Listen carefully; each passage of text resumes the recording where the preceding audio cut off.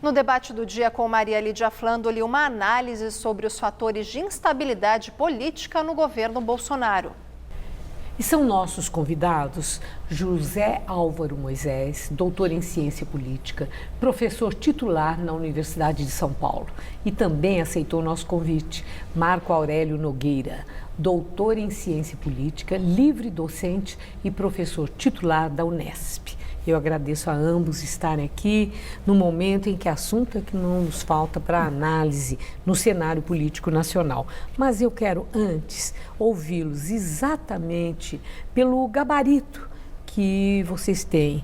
Ambos são doutores em ciência política. Algo que demandou muitos anos de estudo, de muita pesquisa. E, recentemente, nós fomos surpreendidos com uma determinação do presidente da República de manipulação do orçamento em detrimento das cadeiras de sociologia, de filosofia nas universidades públicas do país e priorizando outros cursos, como ele mesmo falou, veterinária, engenharia, medicina, que, no entender dele, oferecem retorno mais rápido. Eu quero ouvi-lo sobre isso, né? O que é essa ação que promove um esvaziamento do conhecimento? Professor. Olha, Maria Lígia, primeiro de tudo, boa noite, um prazer estar aqui junto com o Moisés. E eu acho o seguinte, eu acho que esse é mais um passo que demonstra o despreparo que esse governo tem em relação aos vários temas estratégicos da vida nacional. Um deles, seguramente, é o tema da universidade, da ciência, da pesquisa, né? E essa tentativa dele de diminuir o orçamento das humanas é uma tentativa estranha demais, que provavelmente não vai produzir nenhum resultado, a não ser a generalização do pânico, do medo e da desorganização. Porque as ciências humanas, elas já são menos privilegiadas nas universidades brasileiras desde sempre. Do ponto de vista do orçamento de pesquisas, nós que somos da área das humanas sabemos bem disso, as ciências exatas, biológicas, contam com muito mais patrocínio, até porque uma parte desse patrocínio vem de empresas, coisas que as ciências humanas não têm. Agora, o que chama mais atenção é a desqualificação das ciências humanas como elemento que pode fechar o raciocínio científico de uma nação como o Brasil. Quer dizer, é muito difícil que a biologia, as ciências exatas, a agronomia possam encaixar soluções para o país sem o concurso das humanidades. Sobretudo da sociologia, da filosofia, das letras, da ciência política, da antropologia. Quer dizer, o Brasil é um país muito diversificado, quer dizer, é um país muito desigual, né? Tem muita diversidade regional, diversidade étnica, diversidade de renda. E sem as ciências humanas, como é que esse país vai ser conhecido e abordado? Zé Álvaro Moisés, chocou uma decisão como essa? Ou... Olha, Maria, em primeiro lugar, quero dizer do prazer de estar aqui com você, com o Marco Aurélio, né? É uma oportunidade da gente poder ir mais fundo em questões que nos preocupam. Eu não diria que me chocou, porque esse governo está tomando tantas decisões dessa natureza que chocam em várias áreas, que é quase que a gente fica numa expectativa de que vai ocorrer alguma coisa com este nível de desqualificação. Eu fiquei pensando em duas possibilidades para essa decisão do presidente, né? Porque ele foi muito direto, muito explícito com o ministro da Educação, né? Duas possibilidades. Uma que seria, essa mencionada pelo Marco Aurélio, a possibilidade de representar um ganho do ponto de vista orçamentário para as outras áreas. É risível. É risível porque o recurso não daria para criar empregos, que é o que o presidente deveria estar preocupado. Tem 14, 15 milhões de pessoas desempregadas, né? Não, o recurso que se economizaria não seria suficiente para isso, né? Nem para outras medidas do ponto de vista econômico, de retomada, de alguma maneira equilibrar. Dizer, não, vamos retirar o dinheiro daí para dar mais dinheiro em engenharia. Esses cursos mais tradicionais já têm um grande apoio O problema é de qualidade, que, aliás, é uma tarefa que o Ministério da Educação tem que enfrentar, a qualidade do trabalho que vem sendo realizado. Agora, tem uma segunda possibilidade de explicação, que é de natureza ideológica. O presidente, o seu grupo, o seu governo, teme análises que levam a entender melhor o que aconteceu no Brasil, o que está acontecendo no Brasil, que são as análises que os cientistas políticos, que os sociólogos, que os antropólogos fazem. Mas, ao mesmo tempo, Maria Lídia, se for isto, tem um grau de ignorância por trás dessa decisão, porque, como todos nós sabemos, as ciências humanas não tem só a orientação que é considerada de esquerda, ideológica, marxista. Você tem uma infinidade de alternativas, inclusive no campo liberal, no campo do pensamento mais aberto. Quer dizer, quando o presidente ou o seu governo se insurge imaginando que tem uma coisa muito segmentada, é um desconhecimento, inclusive da produção. Se olhasse as pilhas de livro que tem no Brasil produzidas, vai ver que não tem só esta orientação, não é? Agora, é muito claro o empenho no governo de Jair Bolsonaro na criação de uma agenda ideológica. E até, eu diria, quase que uma obstinação nesse sentido, e não só pelo presidente, os filhos dele, ministros, alguns aliados, né, pelo que eles expressam. Agora, esse tipo de comportamento é previsível, professor Marco Aurélio, em governos de política nacionalista, populista?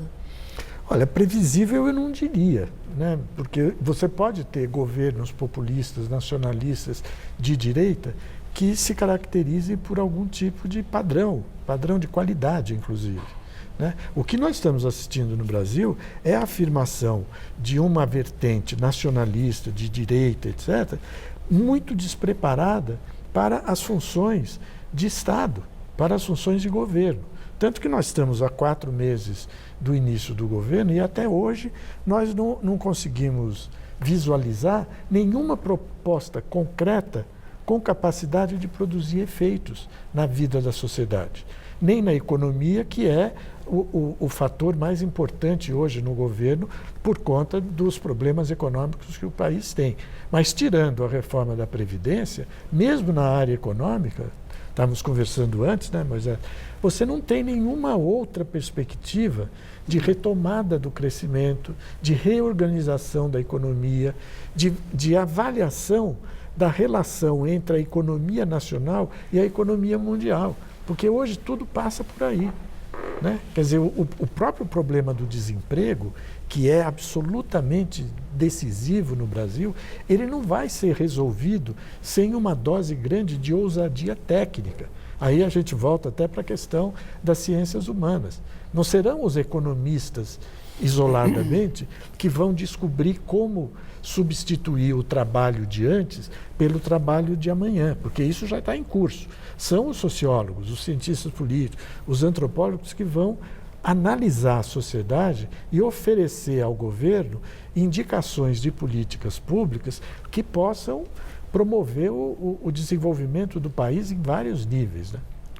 Agora, Zé Álvaro Moisés, assim, eu fico muito intrigada com essa sucessão de ações que resultam sobressaltos, que resultam até um vai e vem nas decisões do presidente da República. Ele solta uma bomba como essa, dali a pouco ele pega e volta atrás, ele diz, não é bem assim, não vai ser assim, e retrocede naquela medida que espantou, em que há uma reação, e sem falar nas futricas, sem falar na maledicência, nas ofensas que aparecem pelas redes sociais, também usadas pelo próprio presidente, através do tal do Twitter, e pelos filhos dele, por aliados, ministros que também passaram a utilizar esse meio de comunicação. E aí a minha indagação é se tudo isso é prática pela falta de entendimento do que seja a gestão pública, o trato da coisa pública, a responsabilidade cívica? Ou existe aí uma estratégia muito bem calculada de criar fatos políticos que, de alguma forma, não digo escandalizar, mas criem um espanto e distraiam a atenção para as graves circunstâncias que o professor Marco Aurélio há pouco arrolou aqui, principalmente essa questão do desemprego, que de uma forma ou de outra está chegando na casa de todo mundo. Maria Lídia, veja, nós até estávamos conversando antes e eu estava chamando a atenção para o seguinte, há uma, digamos assim, concentração do esforço, do foco do governo na reforma da Previdência. A reforma da Previdência é importante, porque nós temos um desajuste fiscal gravíssimo no Brasil. Em 8, 9 anos, se não houver uma mudança, os efeitos vão aparecer para os aposentados. Agora, reconhecendo isso, no entanto, todos nós sabemos, a reforma da Previdência, se ela for aprovada, talvez no final desse semestre, no começo do próximo semestre, vai demorar 1, 2, 3, 4, 5, 6 anos para ter efeitos que o governo diz que poderia ter, não é? Vai haver uma sinalização no sentido de mais investimentos. É possível que sim, mas nada disso é uma garantia absoluta. Então, desse ponto de vista, o Marco Aurélio tem toda a razão em chamar atenção para esse aspecto. Quer dizer, nós temos problemas no mundo da economia e do funcionamento da sociedade que pedem medidas agora, medidas concretas. O núcleo mais racional, um dos núcleos mais racionais do governo, coordenado pelo ministro Paulo Guedes, avançou muito na direção da reforma da Previdência. Mas nas outras coisas, nós não sabemos. Os eleitores, a sociedade não sabe o que pode ser.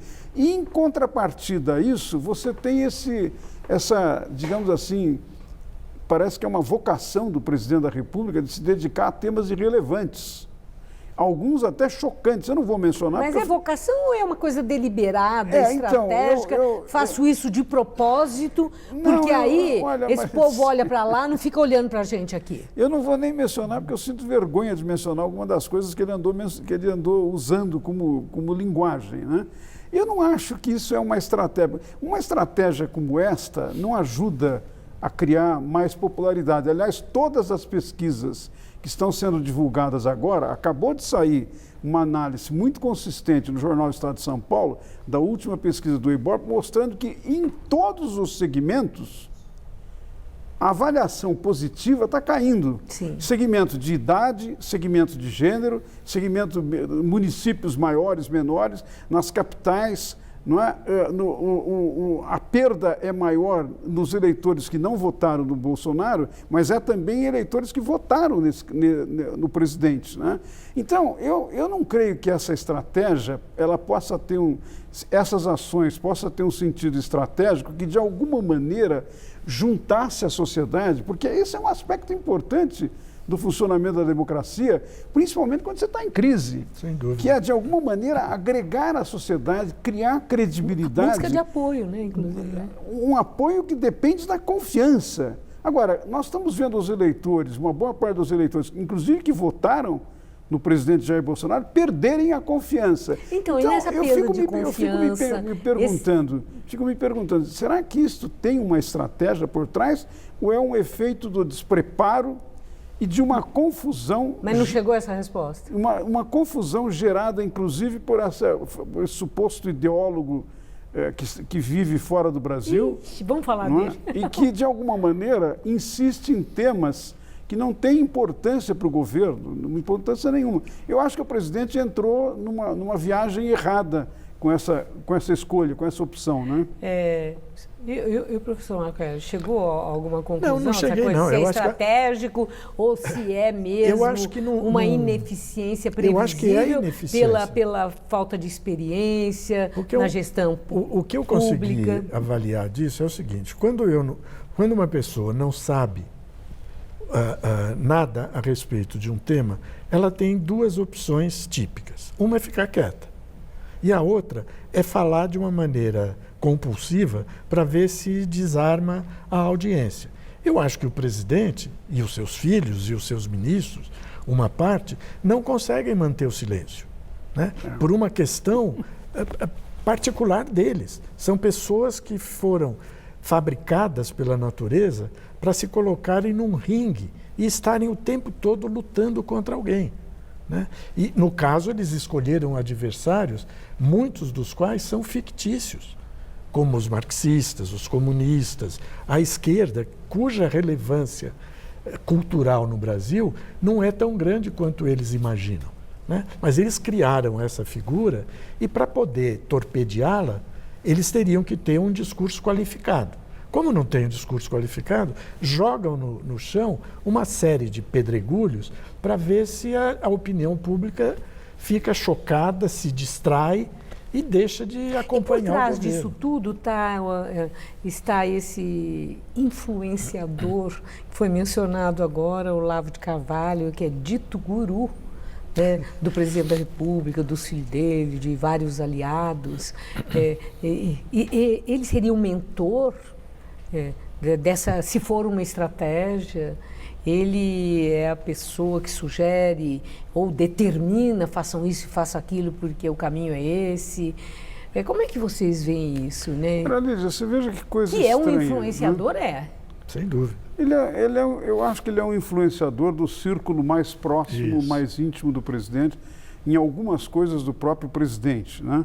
Mas veja que a coisa é estranha, porque, num certo sentido, esse suposto influenciador, a certa altura, começa a fazer carga contra uma parte muito importante do governo, que são os militares que estão na reserva e que, como cidadãos, foram chamados para ocupar espaço e estão ocupando. É claro que trazendo a sua experiência institucional como líderes nas Forças Armadas. Agora, o Olavo de Carvalho está fazendo um foco, uma catilinária contra eles. Sim. Jogando uns contra outros. Não, horrível, com termos de escalão, inclusive, com uma coisa de muito baixo nível. Contra o vice-presidente. Desrespeitoso para quem quer que seja. Usando palavras de baixo calão. Então, eu na avaliação das coisas desse suposto guru, assistindo entrevistas ou lendo coisas que ele escreveu, eu fico com a expressão do vice-presidente da República, que disse, olha, ele deveria fazer o que supostamente ele sabe fazer, que é se dedicar à astrologia. Porque do ponto de vista de pensar o Brasil, oferecer perspectivas do como nós podemos sair da crise, como nós podemos enfrentar os desafios, que requisitos são necessários para o governo crescer nesse sentido. Ao invés de dar uma contribuição nesse sentido, ele divide, ele separa. Então, digamos, qual é a natureza dessa liderança intelectual? Num certo sentido, a de impressionar pessoas que não conseguem ter ideias próprias no governo.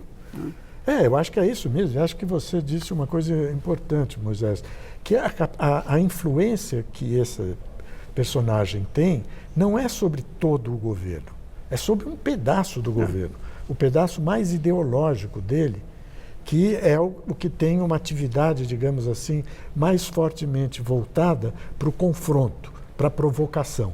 E o Olavo de Carvalho é um provocador, né? Ele é e deve ter a sua competência como provocador, porque tudo que ele fez na trajetória intelectual dele, se é que a gente pode dizer isso, foi voltado para a provocação, né? Para a criação de trincheiras de confronto, de luta, né? E isso daí acabou empolgando uma parte do governo que tem uma certa vocação para fazer esse tipo de atuação, né? Mas eu não acredito que a agressão que esse grupo está hoje dirigindo contra os militares vá produzir algum efeito positivo para o próprio grupo.